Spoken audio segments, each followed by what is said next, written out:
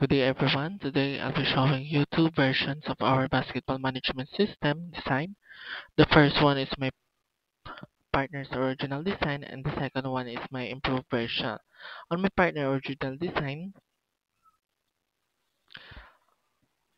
this is the original version. As you can see, the layout is simple and mostly uses icons and pictures. There's not much text and some parts don't have hover effect or added descriptions.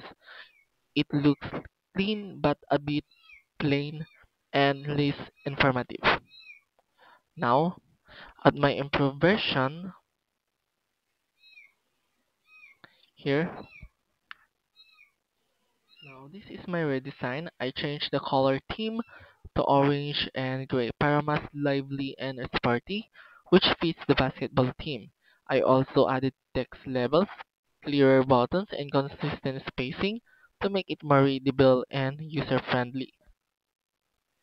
So, my explanation of these changes from the original version to the improved version, I improve each screens but I adding missing details. For example, use player stats and game screen. Yan na yung game screen natin. I include more information like average and totals and also I in,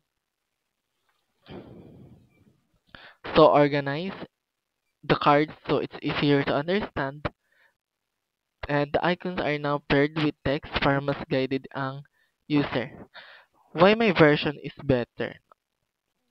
My redesign makes the app more attractive because of the bright colors, scheme or scheme, and clean layout. It's also easier to use because every element is labeled properly. The added text helps users to understand what each section is for. And overall, my version looks more professional and complete now. So that's my improved designs. From a simple layout, I turn into more interactive and detailed version that's both functionally and visually appealing. So before I end this video, um, i-ano muna natin siya. I-run po natin. So here, ito po yung mismong management system natin. So, ito sign up. Pindutin lang natin yan. Pupunta siya sa login. Then, sign up again. Then, login. Login. Yan. So, login natin. So, ito si dashboard. As you can see, this is the dashboard. And, players. So, nandito sa total players. Dito natin makikita kung ilan pa yung active, yung total players, yung injured, and yung average PPG and average experience of the year. And, pindutin natin si exit. Punta tayo sa games. Dito siya. Yan na po siya. Dito natin makikita din si training. Ilang session po ba? And the statistic. So,